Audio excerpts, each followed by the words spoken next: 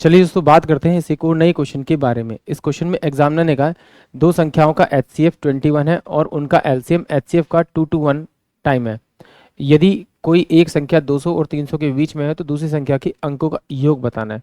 तो जब भी इस प्रकार का क्वेश्चन आता है, यानी कि एग्जामिनर कहता है कि HCF 21 है और LCM जो है HCF का 2 to 1 टाइम्स है, तो और बोलता है कि एक संख्या इनके बीच में और दूसरी संख्या के संख्यों का योग बताए।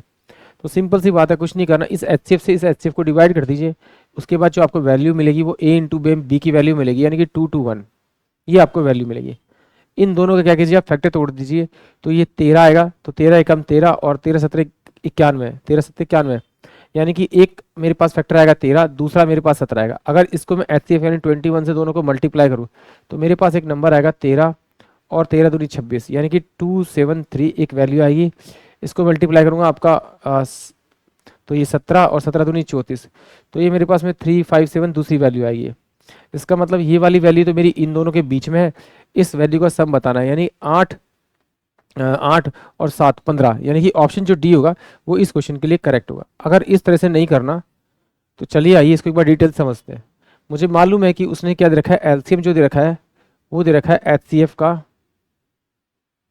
2 to 1 टाइम। तो HCF की वैल्यू मुझे 21 दे रखी है। अगर मैं यहाँ पर रख दूँ तो 2 to 1 इंटू में 21, ये मेरे पास में LCM होगा, और जो मेरे पास में HCF होगा वो मेरे पास में 21 होगा। मुझे मालूम है कि दो जो नंबर होते हैं, एक नंबर मैंने माना कि A इंटू में 21, दूसरा नंबर पर B इंटू में 21, क्योंकि हमेशा HCF को मल्टीप्लाई करते हैं, जो हमारी एज्यूमिंग वैल्यू होती है वो बराबर होगा, इन दोनों का जो प्रोडक्ट होगा वो बराबर होगा LCM इंटू HCF, यानी इन दोनों के बराबर होगा। तो 2 to 1 इंटू में 21 होगा, फिर ये 21 हो जाएगा।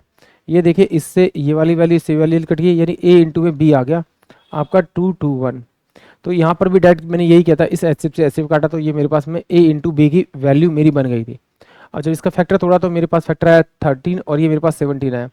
21 से मैं इसको मल्टीप्लाई करूँगा, 21 से इसको मल्टीप्लाई करूँगा तो एक नंबर मेरे पास में 13 और 13 दूनी 26, यानी कि 273 आ जाएगा मेरे पास में। दूसरा नंबर मेरे पास 17 और 17 दूनी 34, तो ये मेरे पास में होगा 357। इन सबको मैं ऐड करूँगा तो मेरे पास में जो नंबर बनेगा वो 15 बनेगा, यानी कि ऑप्शन डी। आई होप आप सभी को क्वेश्चन समझ में आया होगा।